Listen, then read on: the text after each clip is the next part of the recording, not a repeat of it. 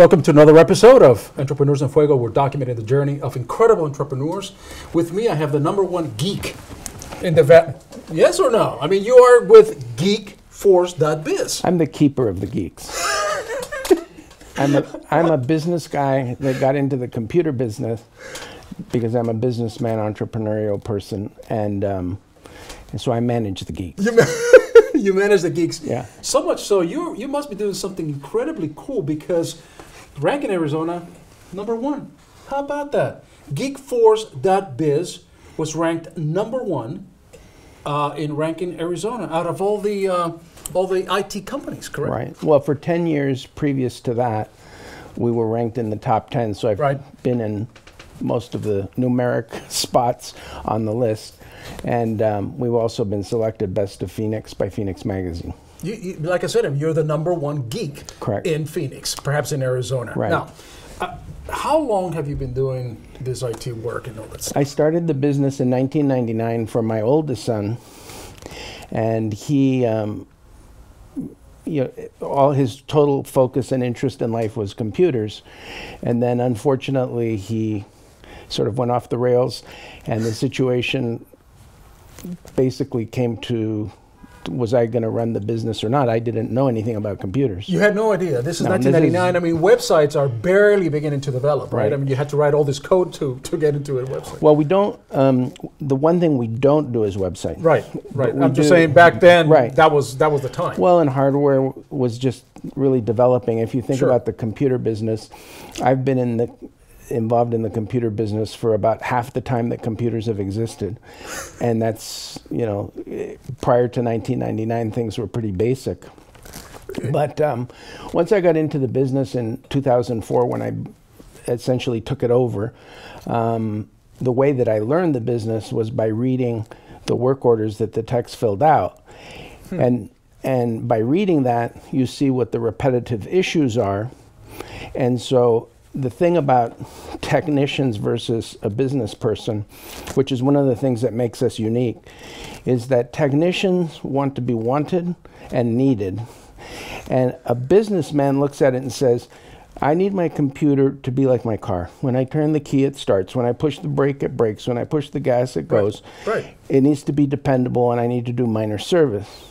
So one of the things I'm interested in and that I promote is what I call final solutions. Your computer should run fine for 5 or 6 years with 5 or 6 years. 5 or 6 years with no problem with yearly maintenance. All right. And yearly maintenance is really due to external problems such as viruses, malware, things like that. So you have to find a product that's going to solve that problem for you. And since 1999, we've only used one product. It's manufactured or created by ESET, and the name of the product is NOD 32. We don't use the more popular pieces of software because basically they're invasive and they don't work. Wow, I never heard of that piece of software. And so with the product that we use, it's actually a Russian-Romanian product, which... That shouldn't scare us, the fact that it's Russian. Well, no, it shouldn't, because that's where the bad stuff comes from. So if you're buying what they use, there's a reason for that. There you go. Okay, that makes sense. And so one of the unique things is that once we look at your computer, if we're happy with the fact that there's not file errors or corruption or viruses and malware, we'll guarantee your computer free of viruses year in and year out, as long as you keep renewing the protection that we put on your computer. So if something happens in the computer, you just bring it to you, and you then call us. You fix it. We come to you. Oh my! We do on-site service primarily, Wow. and we will reinstall the machine if that's what it takes. See, there's no program, including the one we use, that will take out a virus in the computer. People will say that it does it, but a lot of viruses embed themselves in the magnetic image of the hard drive. So you think you've killed it, and 2 weeks later you got it again. So that's not a final solution. Got it. I'm interested in a final solution. The only final solution to a computer that's infested is to totally reinstall the machine and put a new magnetic image on the hard drive. Final solution sounds pretty radical. So maybe you want to use a different kind of word for that, because final solution. Anyway. Well, you want to kill it. You're too much, man. But okay, so with the advent of the internet and of course, the speed of data that is coming into and the amount of data that is coming into our computers is massive, right? And so we're prone to get some kind of false little pop-up thing that may appear in our computer, and we don't know better. And there's something going on right now, right? That pops up on the bottom screen of your computer, and it might be from Microsoft or something like that. What's happening right now? Well, what makes the computer unique is that it's a tool that you use to access everything from financial records to social information. Sure. So one of the things that sort of what we would call low-end fraud, but profitable fraud, is that using the same principles of telemarketing, they randomly select 1 million IP addresses. An IP address is, without getting too technical, is the address of your computer. So think of your computer as your house. It has an address. So that's the address of my computer.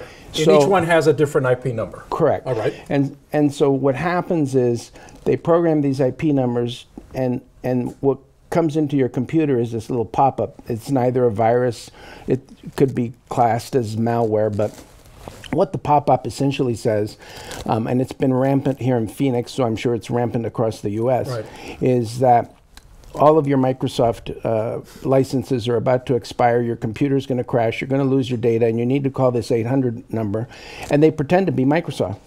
And when you call the 800 number, do you want to save your computer? And you go, yeah, sure, I want to save it. Do I want to save your data? So there's a live person on the other end. Yeah, you dial the 800 number. Pretending to be from Microsoft, and they're saying, if you want to save your computer, you have to give me your credit card or pay whatever. I'm going to save it for you. Give me your credit card, and they'll charge the person, unsuspecting person, in terms of the fraud, $300 to $600 to do this.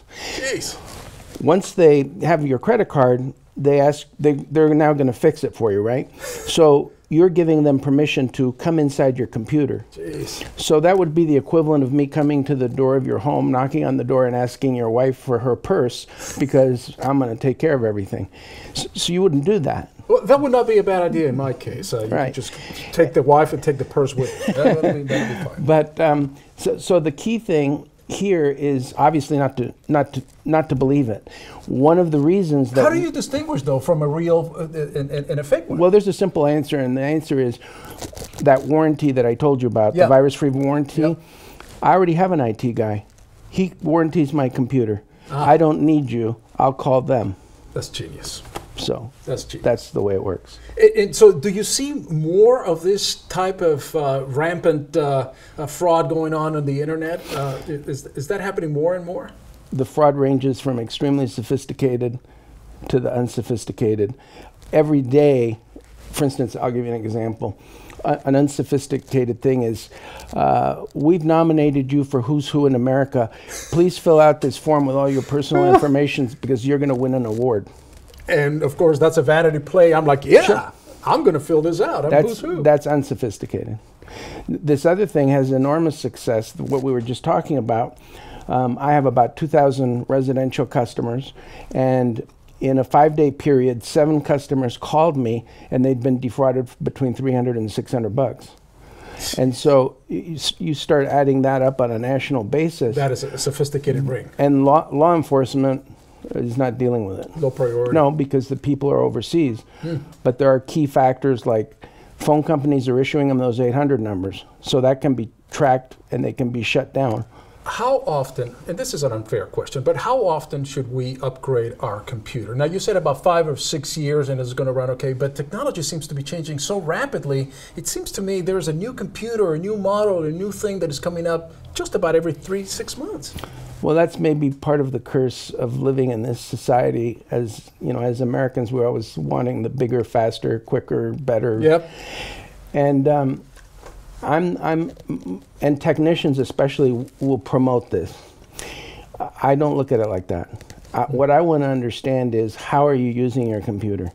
If you're just doing light word processing, maybe TurboTax, light accounting, looking at the internet, social media, there's no great rush to do anything. You're not going to really noticeably improve your computer experience just because you go out and spend another $1,000. Nat Davis, Geekforce. You're going to be my new best friend, man. Thank you. I mean, if anything goes wrong with my computer, I know who to call. There you go. You don't look like a geek, though. You look like, just... I'm just a business guy. You're just a business guy, man. You're just... And the key thing is you want to explain things to people in layman's terms. Yeah. Because your typical geek person, it goes over the top of my head. So that's why I read what they write, because there they have to sort of explain it in English. Yeah, well, I understood everything you said to me. And you're the top geek guy in Phoenix. There you go. Thank you, sir. With that, we're out.